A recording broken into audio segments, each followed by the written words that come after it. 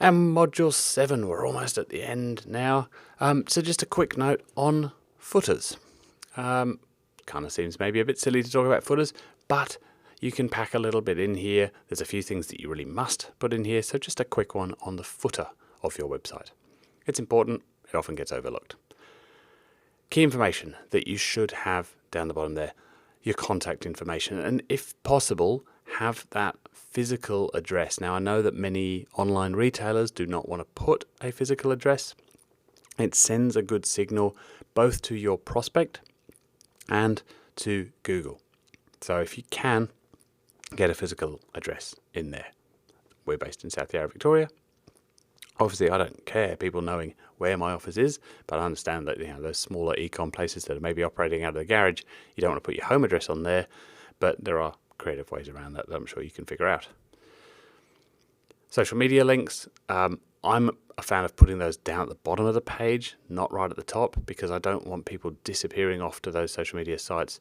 Unless you've got a great social media presence and you're well set up and you've got a good strategy for that, generally when people are on my website or on a client's website, I want them to stay on that website to do whatever it is that they came for. It's great if they want to wander off to a social media site after that and go watch all my YouTube videos after they've done something. So links to those on the thank you page are great, but have those more sort of tucked out of the way down at the bottom of the page. Have your copyright symbol. Now all of this gets taken care of. If you use something like AgencySavvy or Shopify, you may need to just check that your web designer has set it up properly, but just so that that year changes automatically. You don't want copyright 2007 on your site. It looks like that's the last time anybody touched something on your site, which again helps lose that credibility.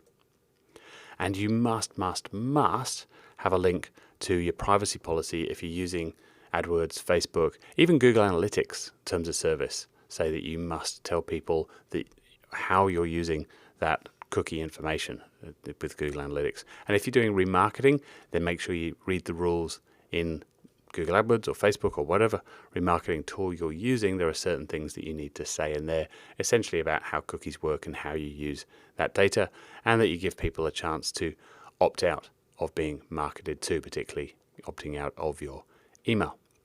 You may also, in some industries, want a link here for some sort of disclaimer. Make it funny if you can, or at least have a sense of humor about it. It doesn't need to be 3 pages of legalese, but there are certain things that you want there, and the privacy policy is definitely one of them. The payment methods, this is actually more about credibility than anything else. And this has always worked. We are just trained from birth, pretty much, that these logos mean I will do well here, I will be okay, I can pay for things and buy things here. It's also just a nice subtle way of saying you can buy things here, get ready to buy. But that just adds credibility again. Things not to have in your footer. Get rid of those little links that sort of say powered by WordPress or so on. But my big bugbear in here is the web designer sneaking their links into your website. That annoys me, because what they're doing there is building their own SEO profile and actually taking a little bit away from you. All that Google juice that flows through to your website, some of it, admittedly not much, but some of it is then flowing out to the web designer or to the SEO company. And I've seen some very, very unscrupulous SEO companies who put links to their other clients on your website. And so at the bottom, if you look really carefully, you scroll down to the bottom and there's a link at the bottom of your website to a Sydney carpet cleaner or a Chicago dentist or something, and they're just sort of linking all of these things round and round and round in this big circle, all sort of powering each other's, which is great for them to be able to get some better SEO results, but not good for you, because that's hurting your website in some way. So check your website, make sure you don't have those links.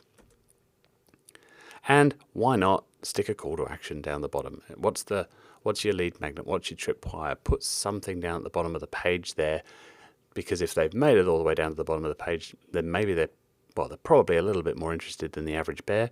So you may as well put something else in front of them.